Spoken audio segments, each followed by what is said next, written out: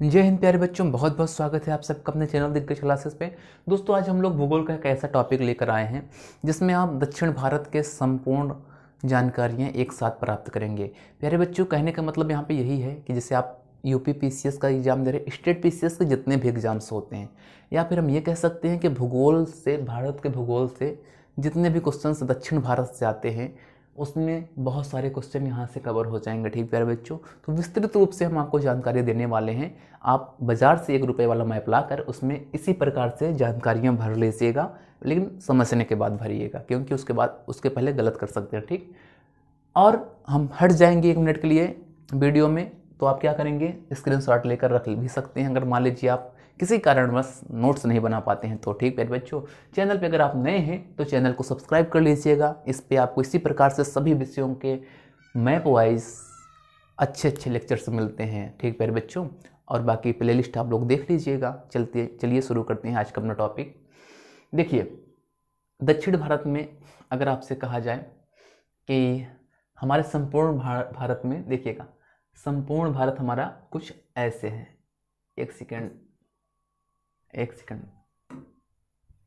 का टाइम दीजिएगा। हाँ ठीक, देखिए, संपूर्ण भारत हमारा कुछ ऐसे है। ठीक, तो ये साइड तो हमारा पूरा स्थलीय है और ये साइड पूरा जलीय है। ठीक, तो हम लोग दक्षिण भारत की चर्चा कर रहे हैं। ठीक, तो यहाँ देखिएगा, अगर कहा जाए हमारे भारत में कुल तटीय मैदानों की लंबाई कितनी है, अर्थात हमारा भारत देश जो है ये कुल कितने तटीय भागों में बटा है। तो देखिए, तटीय मैदानों की अगर लंबाई कहा जाए तो 6100 किलोमीटर है। कितना है प्यारे बच्चों? 6100 किलोमीटर है तटीय मैदानों की लंबाई। ठीक, अगर आपसे कहा जाए पूर्वी तट, देखिए ये हमारा पूर्वी तट हुआ प्यारे बच्चों, और ये हमारा पश्चिमी तट हुआ। कौन कौन सा? ये हमारा है पश्चिमी तट, ये हमारा हुआ पूर्वी तट। ठीक, और तटीय मैदान का कौन से हो गए? तटीय मैदान वो हो गए जैसे द्वीप वगैरह, जितना ये सब हुआ, इन सबको मिलाकर हमारा ये सब क्या हो गए, ये आपके हो गए तटीय मैदान। ठीक प्यारे बच्चों, देखिए पूर्वी तट की अगर लंबाई आपसे कहा जाए कितना है, 1100 किलोमीटर। कितना है? 1100 किलोमीटर। पूर्वी तट के अंदर आपके 3 प्रकार के भाग आते हैं, अर्थात हम ये भी कह सकते हैं कि पूर्वी तट हमारा 3 भागों में बटा है। कितने भागों में प्यारे बच्चों? 3 भागों में। पहला भाग है कोरोमंडल तट। क्या नाम है? कोरोमंडल तट, जिसकी लंबाई है 675 किलोमीटर। कितना है प्यारे बच्चों? 675 किलोमीटर। फिर आता है आंध्र प्रदेश, आंध्र प्रदेश वाला, अर्थात इसे में कहते हैं आंध्र मैदान, जिसकी लंबाई है 25 किलोमीटर। फिर आता है उत्कल का मैदान, ये उड़ीसा साइड पड़ता है, तीसरा वाला, इसकी लंबाई है 400 किलोमीटर। कितना है प्यारे बच्चों? 400 किलोमीटर। ठीक, उसी प्रकार इस साइड हम पढ़ते हैं पूर्व पश्चिमी तट को। पश्चिमी तट हमारा 4 भागों में बटा है। पहला भाग है जिसका नाम है गुजरात का तटीय मैदान। गुजरात के तटीय मैदान में आपके ये रैन वाला क्षेत्र आ जाता है, कच्छ का प्रायद्वीप आ जाता है, सौराष्ट्र वाला मैदान आ जाता है प्यारे बच्चों। उसके बाद आता है गुजरात का जो जलोढ़ मैदान है, जहाँ पे बहुत अच्छी कृषि की जाती है, वो भी आ जाता है। ठीक, तो गुजरात के तटीय मैदान में हम इतने का अध्ययन करेंगे एक साथ। ठीक, किसका रैन का, जो रैन वाला क्षेत्र है उसका अध्ययन करेंगे, कच्छ के प्रायद्वीप का अध्ययन करेंगे। फिर आता है सौराष्ट्र का मैदान, इसको भी थोड़ा बहुत पढ़ेंगे। फिर आता है गुजरात का जलोढ़ वाला क्षेत्र। ठीक, इसका अध्ययन करेंगे। फिर आता है कोंकण तट, दूसरे भाग पे आता है, पश्चिमी तट का दूसरा पार्ट है कोंकण तट, जिसकी लंबाई आपकी 530 किलोमीटर है प्यारे बच्चों। कितनी है? 530 किलोमीटर है।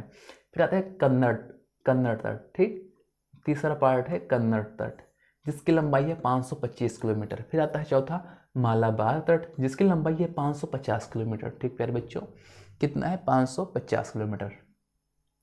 अगर आपसे कहा जाए एशिया का पहला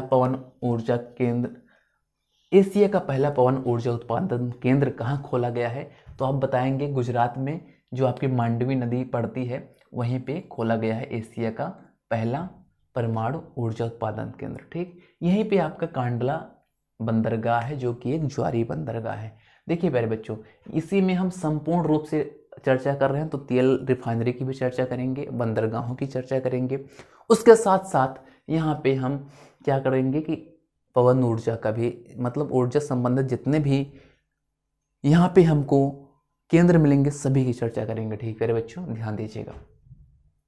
फिर आता है गुजरात का तटीय मैदान, हम लोग इसी में देख रहे हैं। तो क्या क्या हो जाएगा देखिए, सबसे पहले इसमें कच्छ आ जाएगा। कच्छ जो कि 24वीं समांतर रेखा के तहत भारत और पाकिस्तान के मध्य हमारा विवाद है। हम लोग इसको विवाद नहीं मानते, अर्थात हम पूरे को अपना मानते हैं, लेकिन पाकिस्तान क्या करता है, कहता है कि 24वीं समांतर रेखा के तहत हमको भी इसमें कुछ मिलना चाहिए, लेकिन हम लोग देंगे नहीं, क्योंकि उसकी कश्मीर मांगते मांगते आज आटा मांगने की नौबत आ गई है, तो वो क्या कच्छ ले पाएगा। ठीक, अगर हमारे नरेंद्र मोदी जैसे पीएम हमेशा रहे तो। ठीक, अब आगे चलिए देखिए,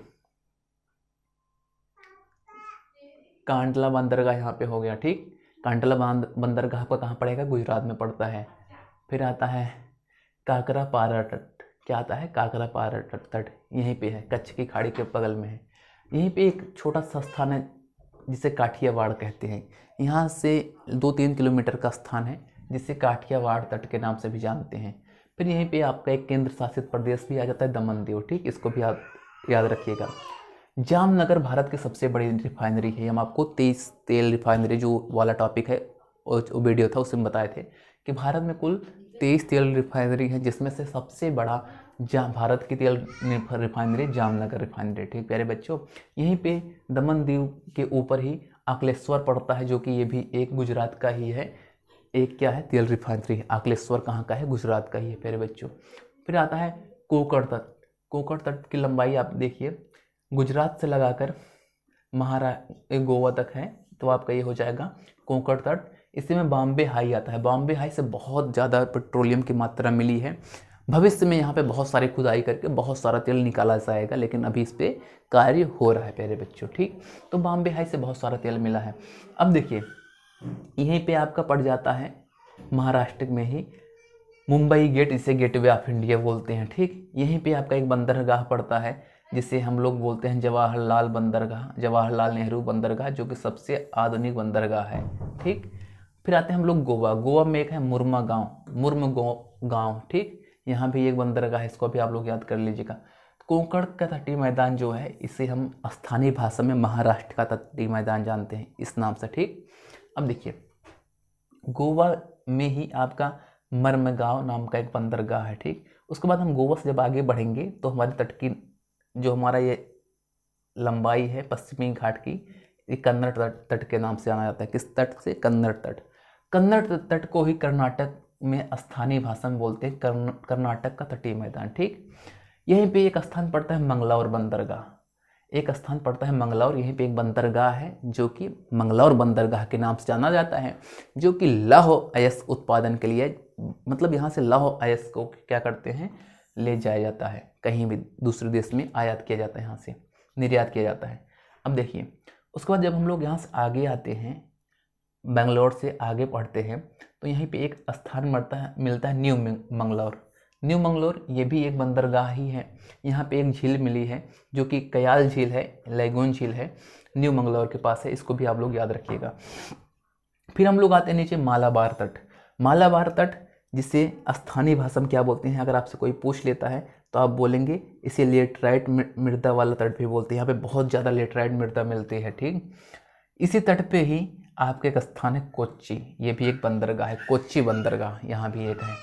फिर आप लोग नीचे आते हैं इसके, तो एक है विझनिझम, ये एशिया की पहले समुद्री तरंग आधारित विद्युत उत्पादन केंद्र है। ठीक, क्या है नाम है, विझनिझम। ये एशिया की पहली समुद्री तरंग आधारित विद्युत उत्पादन केंद्र। ठीक प्यारे बच्चों, तो इस साइड का पश्चिमी तट बिल्कुल आपको समझ में आ गया होगा।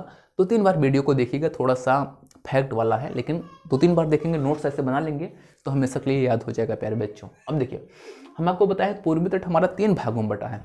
पूर्वी तट की लंबाई कितनी है, तो आप बताएंगे 1100 किलोमीटर। कितनी है, 1100। 3 भागों में बटा है, कोरोमंडल तट, आंध्र वाला मैदान, उत्कल का मैदान। ठीक, 3 तट हुए। तो हम ऊपर से शुरू करते हैं। सबसे पहले हमारा आता है पश्चिम बंगाल में हाल्दिया एक स्थान पड़ता है, जो कि सबसे नवीनतम बंदरगाह आपका इंडिया का कौन सा है, तो आप बताएंगे हाल्दिया बंदरगाह। ठीक, अब चलिए 1 सेकंड। उसके बाद थोड़ा सा और नीचे आएंगे हम लोग, तो यहीं पे एक मिलता है चिल्का झील, यहीं पे मिलेगी चिल्का झील, जो कि उड़ीसा की है, एक खारे पानी की झील है।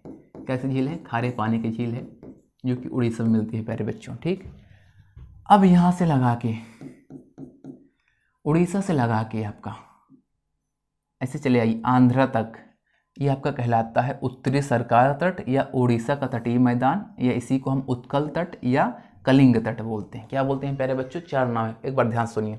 पहला है उत्कल तट, कलिंग तट, उत्तरी सरकार तट, उड़ीसा का तटीय मैदान, कुछ भी बोल सकते हैं। ठीक, यहाँ पे आपका एक इम्पॉर्टेंट बंदरगाह है पारादीप, जो कि उड़ीसा का बंदरगाह है। ठीक, क्या नाम है इसका? पारादीप बंदरगाह। ठीक, अब आगे चलिए। यहीं आंध्र प्रदेश में ही एक आपकी झील मिलती है जिसका नाम है कोलोरू झील। क्या नाम है? कोलोरू झील। फिर और हल्का से आगे आते हैं, आंध्र प्रदेश में ही एक आपकी झील मिलती है जिसका नाम है पुलिकट झील। क्या नाम है? पुलिकट झील का। फिर थोड़ा सा और आगे आते हैं, यहीं पे एक बंदरगाह है जिसका नाम है विशाखापट्टनम, जो कि सबसे गहरा भारत का बंदरगाह है जिसका नाम है विशाखापट्टनम। थोड़ा सा और आगे आएंगे तमिलनाडु के क्षेत्र में, तो यहीं पे चेन्नई एक बंदरगाह मिलता है जो कि एक कृत्रिम बंदरगाह है, अर्थात मनुष्यों द्वारा निर्मित एक बंदरगाह है। फिर थोड़ा सा चेन्नई से आगे जब हम लोग बढ़ेंगे, चेन्नई से लेकर केरला तक एक हमारा तट होता है जिसका नाम होता है प्यारे बच्चों कोरोमंडल तट। ये तमिलनाडु का तटीय मैदान इसके ऊपर शुरू हो जाता है, और इसके बगल में ही कन्याकुमारी से लेकर ऊपर जाएंगे तो हमारा शुरू हो जाएगा पश्चिमी तट, और इस कन्याकुमारी से ही अगर इस साइड जाएंगे अर्थात पूर्व साइड जाएंगे तो हमारा पूर्वी तट शुरू हो जाएगा। तो दोस्तों इस प्रकार से हमारा संपूर्ण दक्षिण भारत की भौगोलिक वीडियो हुई। ठीक है बच्चों, भौगोलिक वीडियो है दक्षिण भारत की। तो इसमें हम लोग ने रिफाइनरियों को देखा, बंदरगाहों को देखा, और उसके बाद झीलों को देखा, और एक यह छूट गया प्यारे बच्चों, यहाँ पे एक अगर आप लोग जाएंगे चांदीपुर पड़ता है, यहीं उड़ीसा के पास में है, ये आपका DRDO का प्रक्षेपण केंद्र है। तो दोस्तों इस प्रकार से हमने बहुत सारे पेट्रोलियम शोध संस्थानों को, पेट्रोल कहाँ से, जैसे बम्बे हाई से बहुत सारा पेट्रोल मिला है, इसको निकालना ही भी बाकी है। तो इस प्रकार से बहुत सारी जानकारी हम लोग इसमें देखे हैं। अगर आप मैप बना के, जैसे ये हुआ कोरोमंडल तट की लंबाई 675 किलोमीटर है, अगर ये सब जैसे फैक्ट आप लिख कर 5-6 बार याद कर सकते हैं, तो PCS के जैसे एग्जाम्स में आप बैठ रहे हैं तो डायरेक्ट यहाँ से क्वेश्चन उठाता है, डायरेक्ट क्वेश्चन उठाता है। जैसे आपसे पूछ लिया कि कलिंग तट या उत्कल तट के पास से कौन सी झील आपकी मिलेगी, तो 3-4 झीलों का नाम दिया, उसमें से एक यहाँ से दे देगा। अगर आप पढ़े हैं तो ईजिली बना ले जाएंगे क्वेश्चन, अगर नहीं पढ़े हैं तो गलत कर देंगे। जैसे आपसे पूछ लिया कि कोलोरू झील ये आपका पश्चिमी घाट की या पश्चिमी तट की झील है या पूर्वी तट की है, बहुत सारे बच्चे जो कभी नहीं पढ़ेंगे तो वैसे गलत कर देंगे। और पूछ लेगा जैसे हल्दिया कैसा बंदरगाह है भारत का, तो ये आपका सबसे नवीनतम बंदरगाह है। ठीक, ये इस प्रकार से बहुत सारे इंपॉर्टेंट फैक्ट हुए। तो इसको आप लोग अच्छे से 2-3 बार वीडियो को देखिएगा। चैनल को सब्सक्राइब कर लीजिए, अगर चैनल पर नए हैं ज़्यादा से ज़्यादा शेयर भी करवा दीजिएगा अपने दोस्तों से। जय हिंद, वंदे मातरम।